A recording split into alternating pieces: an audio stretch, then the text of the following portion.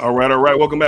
Welcome back to yet another episode of the Sports Desk Live. We are back, man, to really get into recapping the 2024 NFL Draft. Very exciting draft. A lot of oohs, a lot of ahs. How did your team do? I know mine didn't do great. Hometown did okay, but we'll get into it all today here on the Sports Desk Live. So the band is back together again. You haven't seen us together in a while, but we are here. She got one more time, Dedrick L, Hicks Jr., 1/3 of your sportsologist, and just happy to be back doing this once again. Black, what up? Man, what's going on, man? It's your man Black back in the building once again. Rashad D. Let's get into it, man. Y'all know what it is. Yes, man. Sir. I'm William Chains.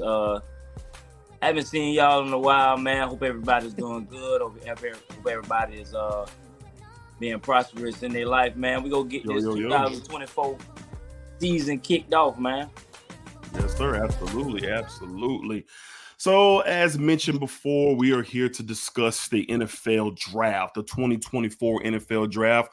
But before we get started, you know the drill, all right? Like this content. If you like what you're seeing or what you have seen, hit that thumbs up, spread the word that there is an up-and-coming sports brand out of Jacksonville, Florida, bringing you premier content in the world of YouTube. So we cover wrestling, we cover NFL, we're going to cover college athletics, we're going to cover boxing, we're going to cover MMA.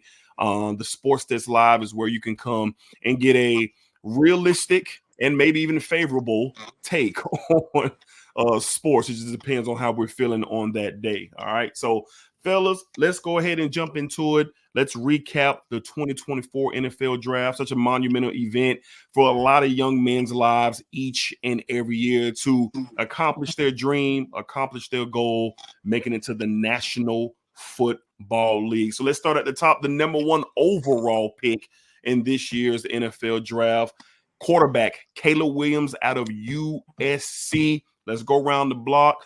Black, what are your thoughts on Caleb Williams? What will he add to the Bears, the new look Bears? What's your thoughts? What's your feelings on Williams replacing what's my man that went to Pittsburgh? Justin Fields. Replacing Justin Fields. What's your thoughts, Black? Well, shout out to Caleb Williams on being the number one overall pick. Yeah, that's a special thing. So shout out to him and his family. Shout out to Detroit for setting new attendance records for the draft also. And for me with Caleb Williams, man, I'm so happy for the kid. The kid got everything he needs. He got all the tools. We was able to watch him in college and see him in the Pac-12, win a Heisman, just put together virtuoso performances. And, he's a great quarterback. I don't agree with the way Chicago did it, but I understand it. When you got somebody as talented as Caleb Williams coming into the league, you have to make the best decision for your franchise, and hopefully that's what Chicago did. They have all the pieces around him offensively that he needs to succeed. I mean from Ramon Doozy, who got ranked number 9, Keenan Allen, and then you got DJ Moore. Got a good tight end over there also, and you have a good running game. So offensively, he has everything he needs. The only one question for me that I have for him is Caleb Williams going to be able to be a dog? Is he going to be Joe Burrow? Is he going to be Patrick Mahomes type? Is he going to be one of those type of quarterbacks in the league, Lamar Jackson? Is he going to be one of those quarterbacks that's going to be able to come in? Because we don't see a lot of quarterbacks from the Pac-10 come in and have a lot of success in the league. So it's going to be interesting to see what he does, but I'm happy for the kid. He's hella talent, and I can't wait, man, to see him on Sundays in the NFL. Move them chains. What we got, baby? Caleb Williams, number one pick, Chicago Bears. What are your thoughts on Williams, and what will you think you will see from him in Chicago in his rookie year? Well, one thing about it, they surely made sure that he was going to have some receivers, because DJ Moore, Keenan Allen, Roma Duze, that's probably one of the Is that a top 10 wide receiver core in the NFL? I'd say. Like seriously. I mean, he's coming in and he's got weapons. They got the running back from Philly too, right? Isn't that who went to Chicago? Oh, DeAndre Swift, I forgot about him. Oh, man. Swift went to Chicago. So you have a nucleus of weapons for him to succeed early. Yes. I don't know about that offensive line situation, but he's mobile enough to be able to do that. And I mean, listen, that kid was dynamic in college, man. He was dynamic in college. So I really feel like he's gonna do well in the NFL. I think the Bears did well by him, by drafting him and making sure they got in free agency the receivers for him to come in and succeed. And I really believe that boy's gonna be successful, man. I'm looking forward to seeing what he do in the league. It's a lot of good teams in the league now, man. A lot everywhere. So yeah. Caleb Williams is dynamic. He has all the tools. He has a skill set. He has every single thing you need to be proud of for you to be proud of him to be your franchise quarterback. But just like every last number one pick at the quarterback position, you got to come and you got to play the games. Like Black said, is he going to be a dog? The talent's there. There's no question about the talent. But here's the beautiful situation that Caleb Williams is in that I've never seen another number one overall quarterback come into play with. He has an immense amount of talent around him on the offensive side of the ball, the defensive side of the ball. That secondary was a little shaky. The offensive line was a duct tape offensive line. Basically, they just keep putting tape on it, and hoping that the water don't come through. They did add some offensive line pieces in their draft, and hopefully they could be enough to keep Caleb standing upright. This man is elusive. He has immense arm talent, and he's going to have the luxury of veterans around him. He's going to have the luxury of a franchise who's been building for the past 2 years. Now, I do want to address the thing about I see a lot of sympathy towards Justin Fields. I have zero sympathy. This is the National Football League. Go find you a nice bedtime story to cuddle and coddle to make you want to feel good if you need to feel good about something. We're talking football. This is a warrior sport. This is a blood sport. And if you don't win, you get sent home. If you don't win, you find a new job. And if you don't win, you get traded. And that's what happened to Justin Fields. So Caleb Williams is now in a position to set the tone in Chicago, a refresh Chicago. The city is excited. This is great for the league. I think the young man is going to do really well if he can show that he's tough. That's my one question about Caleb Williams. When it get thick, when it get real, when those ribs are hurting, when that shoulder's banged up, when it's -1 degrees on a Sunday night game or a Monday night game, how is he going to adapt? Does it get cold in Oklahoma? Sure. Does it get cold in southern Los Angeles? No. No. Now he's out here in Chicago where it gets brutal. We're talking about grown men cry during the cold in Chicago. So optimistic for the kid.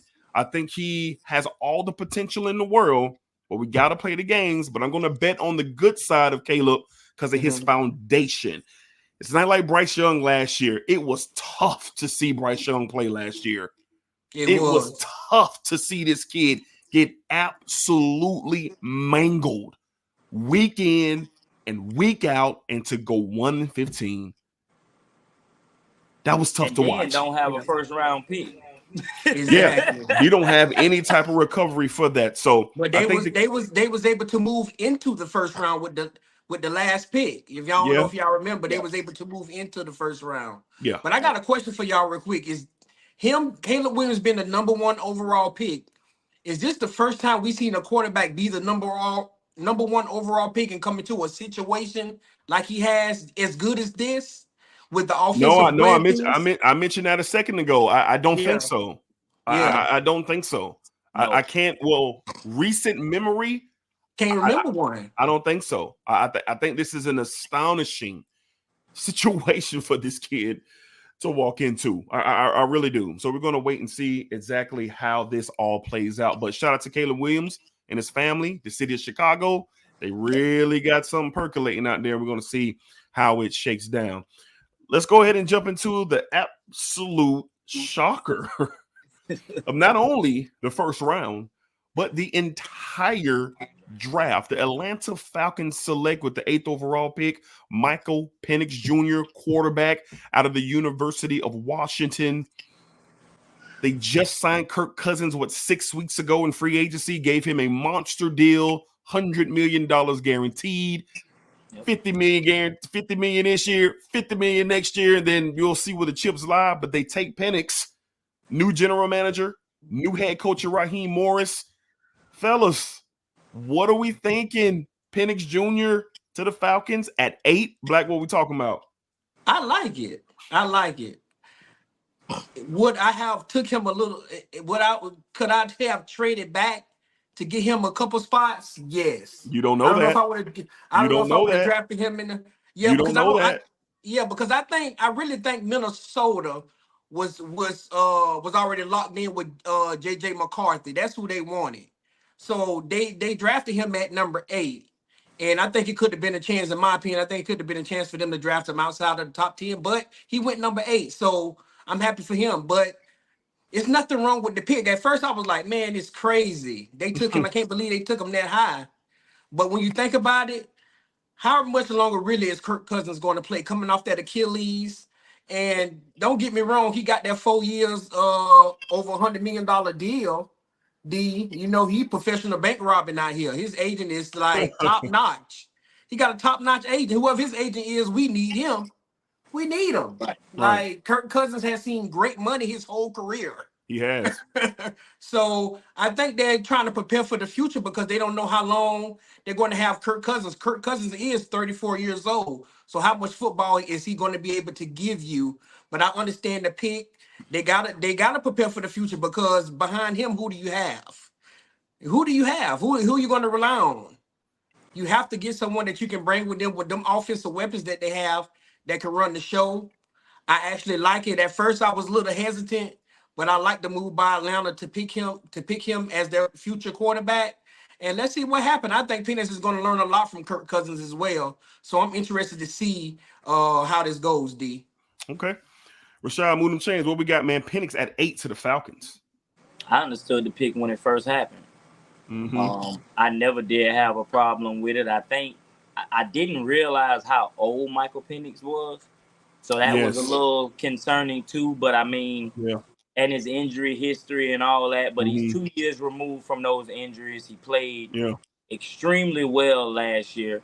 So and like Terry Fontenot he say, listen, man, hopefully we not in the top 10 no more to grab a quarterback. So they feel like they have a good enough team. I felt like they need a corner, which they didn't draft a corner the entire draft. I don't know what they was thinking about with that, but I think there was a cornerback that just said that Marshawn Lattimore.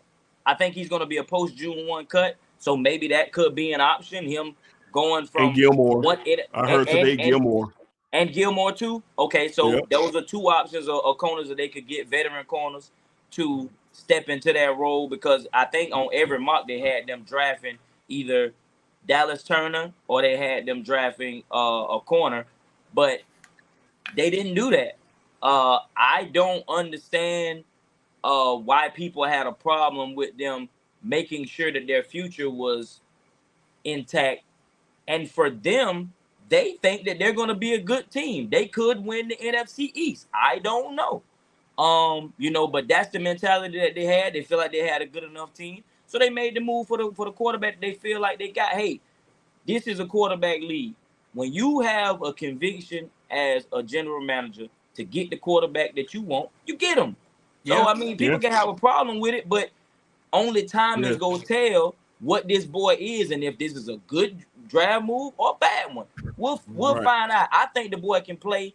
I think like Black said, he's going to learn a lot from Kirk Cousins, and they don't have the toughest division, so they could win a division the next 2 years, move on from him. He step in and do just like Kansas City did. They started for a year. Boom. Alex Smith, and then boom. Now you see what they got. So it's a lot of these times. I can't remember a time where a team drafted a quarterback, behind a starter, let him sit for a couple of years, and it didn't work out. It usually works out. Yeah, so usually for them to do that, I mean, you usually ruin quarterbacks by drafting them into situations where they got to be the savior. So they did what they felt like they were supposed to do, and I felt like it was a good move. Man, this was incredible to me. This was incredible. This is what I'm talking about, dog. This is what I'm talking about. If you want to win in this league, while you're focusing on the now, you got to focus on the future. I personally think Michael Penix Jr. has the best arm talent out of any quarterback that was drafted this year. If you watched him, you talking about this kid is darting it up. Them long balls to Oduze and all them. I mean, we watched the Oregon game, and I'm like, yo, he really whipping this thing out here. Like, he really getting it out. He has a little funky little wind up to get the ball out, but who does it? Who doesn't have a funky wind up? He a lefty. So Trevor got a funky wind up. Michael Vick had a funky wind up. A lot of people got funky with Byron. I mean, these guys are in the NFL, so let's not focus on the wind up. But this kid getting that ball out of there. Michael Penix Jr., I love his age. You want to know why? He done been through some things. He done been through some things. And the season that he had at Washington last year, I know he's 25, 26 years old. But listen, man, if you got somebody who's mature and ready to go, who's going to sit for probably about a year, maybe even 2, when you plug him in, he going to be like ready to go for real. And with all that young talent around, in Atlanta right now, with the receivers, the running backs, Bijan and Pitts, and these, like, I'm sorry, we looking at a revolution that's coming to the Falcons if everything plans out the way that it is. Now, listen, no disrespect to Kurt. Kurt gonna come in and battle because that's what he is. He is a battler. He's gonna come in, but we gonna have to call a spade, y'all. Kurt does well up until that point when you need him to do really well. That's his knock. The same thing for Dak Prescott and some other quarterbacks in the league. They do really well up until that point when you need them to. And I think the Falcons know that deep down inside. The Achilles injury, the market is what it is. You're going to pay for these quarterbacks. Daniel Jones got his money the way that he got it, and everybody's still confused. Stop being confused. It's the market. You want a QB, you got to pay. So the Falcons see themselves, we really like this guy. We don't see nobody next year. We don't even see it in Kirk Cousins in the future. We got to get this guy. And that's what they did. Love the pick, win now league, get him ingratiated with the culture, get him ingratiated with the city. And the moment he steps on the field with that do-rag on, it's going to be lit. And you want to know lit. And you want to know what else too? Also, D, they got Kirk Cousins on a 4-year deal. So that means they got a 5th-year option with this kid. So they're not going to have to pay him right away. No, they're not going to have to pay him right away. It's a perfect situation for them. It's a perfect situation for Atlanta and him also. Yeah, you eat the money from Kirk. You let Kirk get his $100 million off the rip the next 2 years, and then you eat the money if you want to do something with the contract. This is the NFL. It's a business. The salary cap is going up at a crazy rate. It's going up at a crazy rate. So in 2 years, the money that Kirk got this year, it's going to seem like Skittles. It's going to seem like Skittles. So shout out to the Falcons and their brand new GM and their brand new head coach, Raheem Morris, for saying, you know what? We're going to make a splash because we love this kid and we want him in our building. And that's what they did. So this is going to be one of the more interesting draft picks that the football world is going to be watching over the next 5 to 10 years to see how it truly pans out. And if it truly pans out, my goodness. My goodness. It was funny to see Arthur Blank trying to get an explanation of why they picked them, though. I enjoyed that. Well, Blank came out and said that wasn't it. Blank came out and said that wasn't the conversation that he was having. You know how the media does. They take the clip. You can't hear what he's saying. The media had a problem with the pick, so they immediately put that on Arthur Blank and the GM. But Arthur Blank came and said, no, we were discussing something totally outside of Penix, and he said they had his blessing to draft Penix. Gotcha. Because that had been the conversation for quite some time, for sure. All right. So let's go ahead and move into who do we think had the best draft? All right, you had some solid drafts, some teams moving and shaking to try to get themselves in position to grab some young talent to elevate themselves to get to the next level. Rashad, let's start with you this time. Who did you feel had the best draft of the 2024 NFL draft? The Detroit Lions, or I can go with the Steelers, whichever one. Okay. I think Detroit going to the Super Bowl this year. I think they have. I think that they may have been a year early last year, and the 49ers were a really good team. But getting 2 cornerbacks, getting Mekhi Wingo, I think they got him in the 5th round, which I believe he's better than Jordan Jefferson, the defensive lineman that the Jaguars got from LSU. Those 2 cornerbacks in that defense, the way Aaron Glenn like to call defense, those are 2. Both of them go start. Both of them.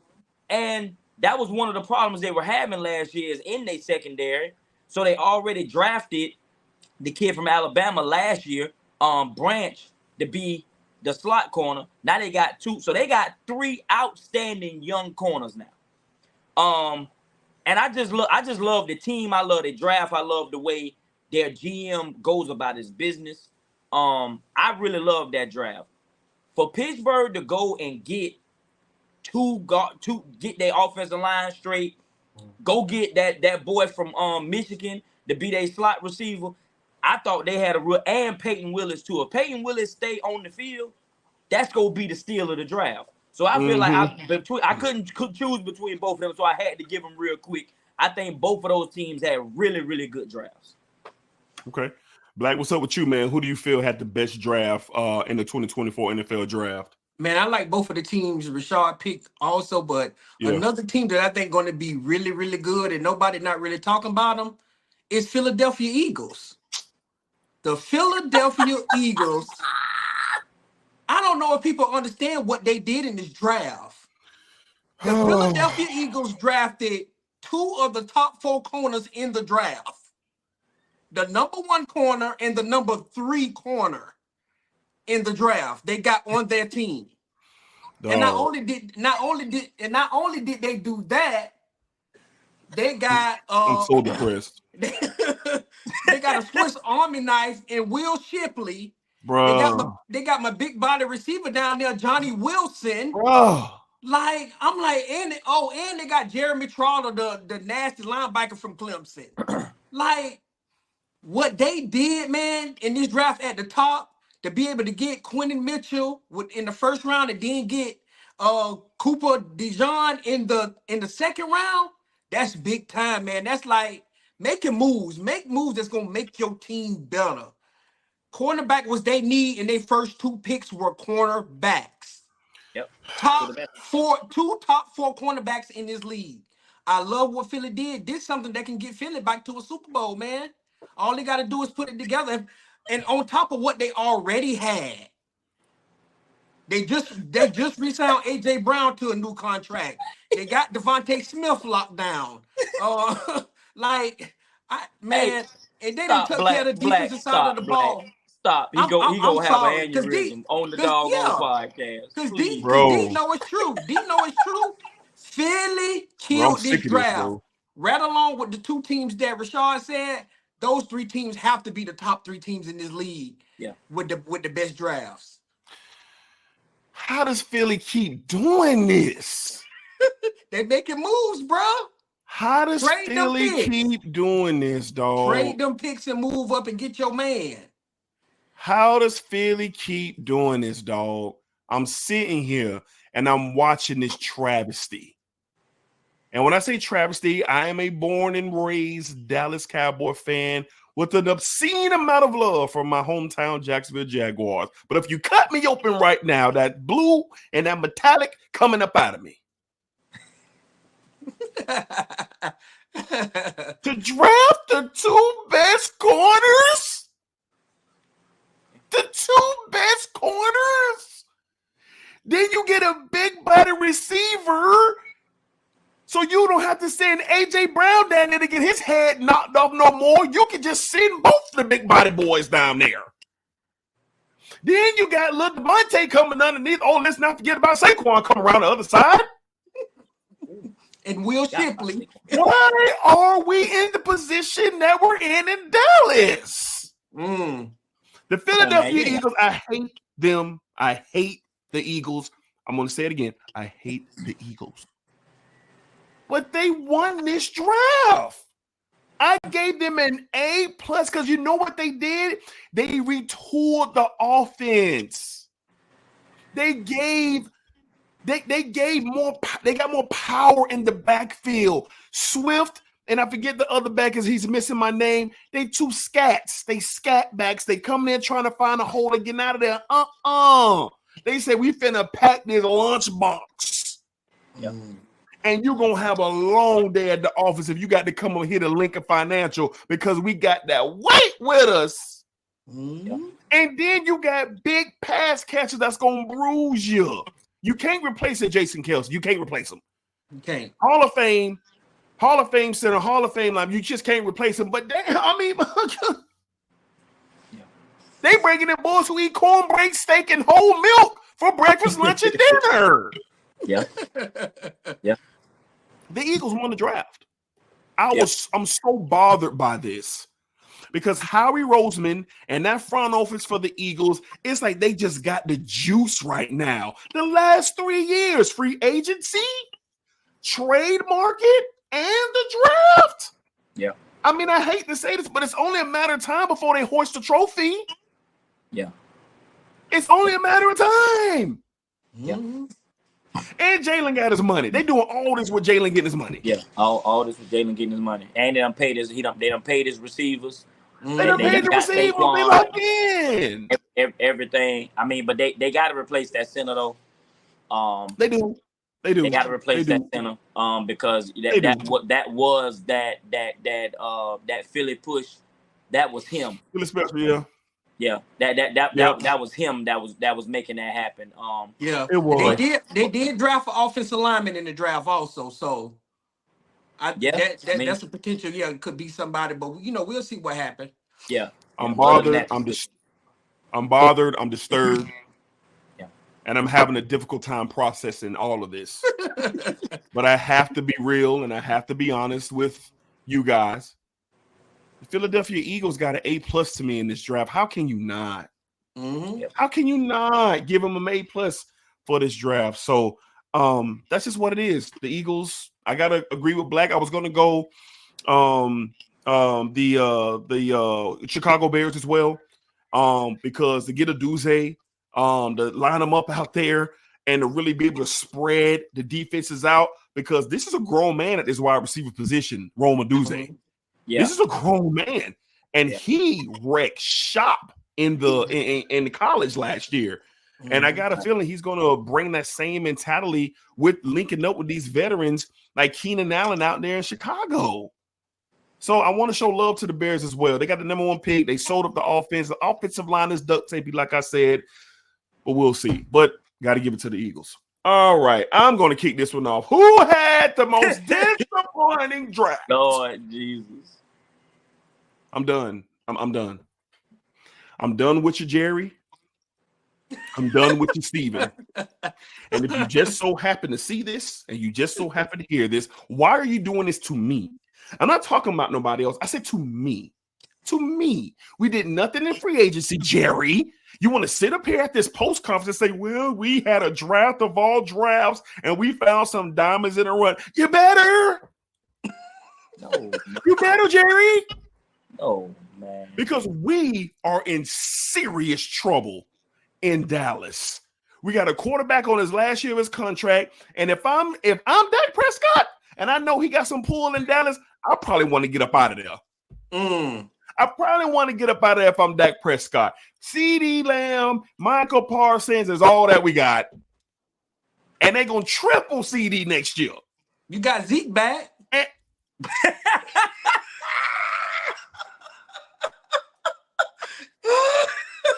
Hey, Black, man, come on, man. Don't do my boy like that, man. Hey, D, he's sorry, man. We had an awful draft, man. We had an awful draft. The kid that we took out of Oklahoma in the first round. Let me address this. Freakishly talented kid. I went and watched tape on the kid. The kid is big. He's strong. He's long. He can really get off the football. But he's a raw talent. He's one of the most penalized offensive linemen in the Big 12. He's a raw talent, man. And I'm sorry. In the NFL, I wanted that center out of Duke. That's who I wanted. I wanted the mauler out of Duke that ended up in Tampa. Now he's going to be eating people lunch for Baker Mayfield. That's who I wanted on my offensive line, because that kid out of Duke is nasty, because I seen him rough up some of my Seminoles last year. Yep. I gave the Cowboys a D- for our draft. We didn't gain anything that's going to help us right now. We just didn't. I'm being so serious. So I'm going to pass the ball to Black before I start hemorrhaging and really having issues of health on this podcast. Black, who had a not so good draft to you this year? It was kind of up in the air for me, and I want to say that the reason why I'm going to say they didn't have a good draft is because I don't think they took care of every one of the needs. I'm going to go Buffalo Bills. Okay. Even though they got Keon Coleman, which was a need. Good pick. That's only one receiver. That's only one receiver. I was shocked that they did not really go after multiple receivers. They went same here. Yeah, they went Keon Coleman, then they went safety, defensive tackle, running back. And they needed help in that secondary. Yeah. They needed help in that secondary. The good running back from out of Kentucky. Now that was a good pickup, Ray Davis, the big body running back out of Kentucky. Yeah. So they got him, and then they went Don't center. I know? They went center, they went linebacker, they went edge, they went offensive tackle, another corner, and then an offensive guard. You lost Stephon Diggs, you lost Gabriel Davis, you lost your other your slot receivers, but you only drafted one. I didn't understand it. I understand the other needs also. I get it. But you have to get Josh Allen more weapons. He needs weapons. The only way Josh Allen is going to be successful is with weapons. Even though Keon Coleman is going to be I think Keon Coleman might have the potential to be offensive rookie of the year if he ball out. Oof, that's big. Keon Coleman other than a few things where he disappear, which you can coach that up. He can't disappear in games. At Florida State, the guy scored 11 touchdowns, but only had almost 700 yards receiving. Yeah. Because he disappeared in games. And then I know some of that also had to do with the last 3 games that Jordan Travis didn't play also. Yeah. So for me, I'm going to go Buffalo. I feel like they could have did a lot more at the receiver position for Josh Allen. Okay. All right. Rashad, what about you, man? Who, in your opinion, did not have a great draft in 2024? The Tennessee Titans, and I'm glad that they didn't. That team sucks, and they need to ban them from the league. You go and draft what was probably the 5th best offensive lineman in the draft. J.C. Latham. Over Fashanu and over the Georgia tackle. Then you go and draft the fattest player in the draft who had a DUI 2 weeks before the draft in the 2nd round. You did everything that you deserve. Everything that you deserve. They say that boy weighed 390 pounds right now. Oh, man. Yeah. And he ain't going to lose no weight. The Murphy kid from out of Texas? Yes. Oh, Trevante Sweat? Yes. Sweat. Yeah, Sweat. Okay. From Texas. Yeah. He's 400 pounds. He's slow as dirt, and he ain't going to rush no passer. And, I mean, all you got to do is push him around a little bit, and put the quarterback in shotgun. He ain't going to play 3 downs. After play the 1 down, 2nd down, he got to stay out into the 3rd quarter. Facts. Yeah. So the Tennessee Titans got exactly what they deserve. I hate that team. I hope that they ban them from the league at some point. And yeah, they had the worst draft in the NFL. They third round pick think his name's Quentin Gray, the linebacker from North Carolina. He's a good player. The rest of that you can throw it in the trash, and that's he's good. tackling machine. Hey, but you know what, Rashad? When we was texting around the time that they was drafting, I think the Chargers messed them up because they wanted that Joe Oak, the big tackle from Notre Dame. Oh, I think they really wanted him, but the Chargers took him. No, you could have drafted Fashanu. Like, why not draft him? Why would you?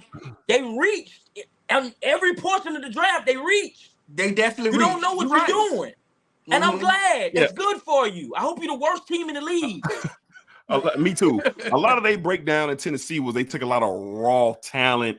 That's a lot of the reports I've been reading, but they had a pretty good offseason with some of the acquisitions that they had. But the summary was they are investing into a lot of the raw talent. So I mean, in the NFL, I mean, raw talent only gets you so far.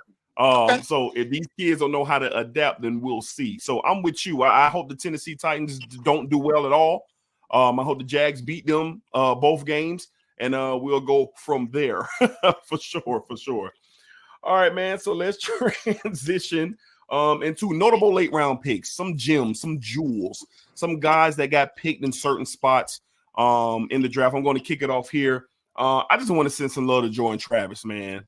I just want to send some love to him. 5th round pick to the New York Jets. I think this could be a pick for the Jets in the future that could really pay dividends. He reminds me a lot of Jordan Love. Just when Love was coming out of Nevada, and then just how Love plays. If he can get polished with more of his passing, get his athleticism back after that gruesome injury. Once Aaron Rodgers, look, how long does Aaron Rodgers have to play? I mean, how long is he going to be out there trying to maintain things with the Jets? We'll see. But I think Travis is a kid who can sit back, he can learn, he can get healthy. And he, to me, and I'm a Florida State fan. For those who don't know, I am a Florida State Seminole. But the thing for me, this kid just has some of the it factor to me. He's a confident kid. He's a scrapper. He's tough. And I hated to see him go out the way that he did. But I was really happy to see him land in the spotlight, New York. I personally love Coach Stoller. I think he's a coach that really can lead a group of men. And Aaron doesn't have a lot of time left. And it'd be something to see in 2 or 3 years if Jordan Travis gets the call and gets a chance to be a starter in the NFL. So I'm going to go with Jordan Travis with the 5th round pick of the New York Football Jets. Black, what about you, man? What was one of your gems that you've seen that you think could contribute one day in the league? Well, for me, man, it was somebody I wanted my Jags to get, but they didn't pull the trigger. Okay. And they let the Detroit Lions get them. The offensive guard, Christian from Boston College, Christian Manuga, I think that's his last name I'm pronouncing. I'm probably butchering his last name. But he's I was able to see him when we played them, and we almost lost the game against Boston College. That young kid is a monster, man. At the guard position, I was like, the Jazz could use him. Just for if you're going to use him for depth or be something there, he was the one. So I kept hoping that he hung around. He hung around to the 6th round, too. Right. But I feel like he's going to be a gem. He's definitely going to be a starter at some point in time for the Detroit Lions because the kid is just nasty. Yeah, he needs a little work here and there, but he's a nasty offensive guard. I was hoping my Jags got him, but the Detroit Lions, man, shout out to them on getting him because I believe he's going to be something special, D. He was the 6th round pick, the 34th pick overall. Okay. In the 6th round. All right. Move them chains. What's your gem pick of the draft? It was Peyton Wilson for me. I think that if I promise you, if that boy did not have the injuries, he should have went in the 1st round. Definitely the 2nd. So, I mean, I really like what the Pittsburgh Steelers did. I think, did they draft him in the 4th round? I keep mixing up him and Roman Wilson. One of them was drafted the 3rd one. Talking about who? Roman Wilson got picked in the 2nd. Peyton Wilson got picked in the 3rd round. Peyton Wilson got picked in the 3rd round. Third round. Who was it? Pittsburgh? Yeah, Pittsburgh. He got picked in the 3rd round. I thought he got picked in the 3rd or 4th, but that to me that's a late round pick for a 1st round talent. They picked him in the 3rd round, the 35th pick. Yeah. I mean that's a very, very good pick for the talent that he has.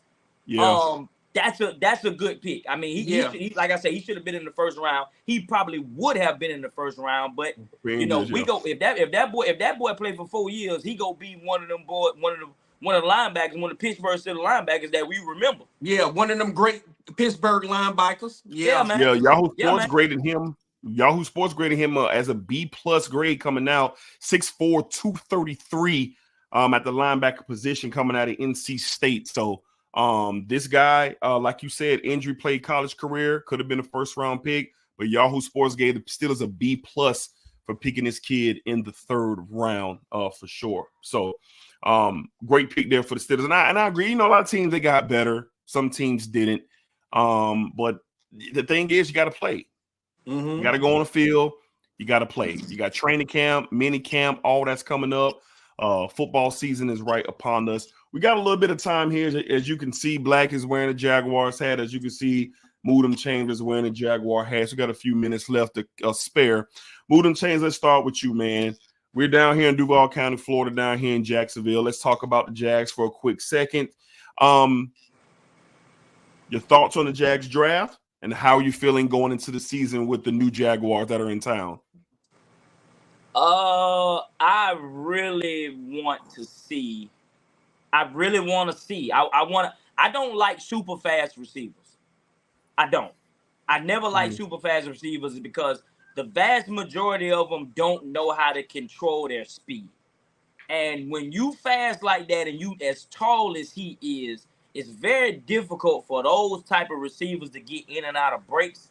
But for what Jacksonville needed, a fast, tall receiver that they can throw the ball up to, they needed this. And he actually can come in and he does not have to be the go-to guy at all. Like, I mean, we have Gabe Davis. We have, to me, the best slot receiver in the NFL besides CeeDee Lamb. Because I don't really count him as a slot receiver, but most of the time he's in there. But, I mean, what we have is exactly what Trevor needs, but we didn't have any. We just got 2 tall receivers, something that he really hasn't had his entire career. Yeah. And that's exactly what we needed. Now, the 2nd round pick, listen. I'm talking to 2 Florida State fans. Y'all know. Before he got hurt in that game, y'all was like, "Hey, somebody please do something with this dude. Touch this kid. Please touch him. Can somebody block him, please?" Is there anybody available? Is there anybody available that can block us? He's gonna wreck this entire game himself. I love that pick for the Jaguars. It's a very good pick. He's a year removed from the injury. Took him a while to get himself together last year. But if he stays healthy, which he probably is, because he's a year removed from it, Eric Armstead, Trayvon Walker, and Josh Allen, we didn't have that last year, fellas. No, we didn't have that last year. The Jaguars got ran on. You not running on Eric Armstead and that boy. That's not gonna happen. I agree. So now it pushes everybody down the depth chart. Now your 2 defensive linemen that were starting last year are not starting this year. They're backups. That's a very strong front 7 now. So I like the cornerback that they got from Florida State. What's his name? Jerron Jones. What is his name? Jerron Jones. Jerron Jones. I like him. I like the draft. What I had to remind myself throughout the draft is this team was 8-3 in December. This is not a bad roster. They don't have a whole lot of holes, but they had to get better. And in free agency, they got better. They were a lot more aggressive this year than they were last year. In the draft, they did pretty well, but they're not going to have to rely solely on these rookies to come in and just automatically change the team because they have a pretty good roster. So we're going to see. Everything this year is on 16 anyway. I don't care what nobody else does. This entire year is not on. I'm not even putting it on Doug no more. This is on 16. This is year 4. So whatever happens with this team, it's going to be on 16. I agree. Well said. Black, what are your thoughts on the Jaguars draft? Well, I was fairly pleased, but the one thing that really stood out to me is something that Belky said. And as much as people don't like Belky, man, we got to get tough on the trenches, and that's what he went and did. He went and got nasty, big body defensive linemen. He went and got a nasty offensive lineman. This is what you need.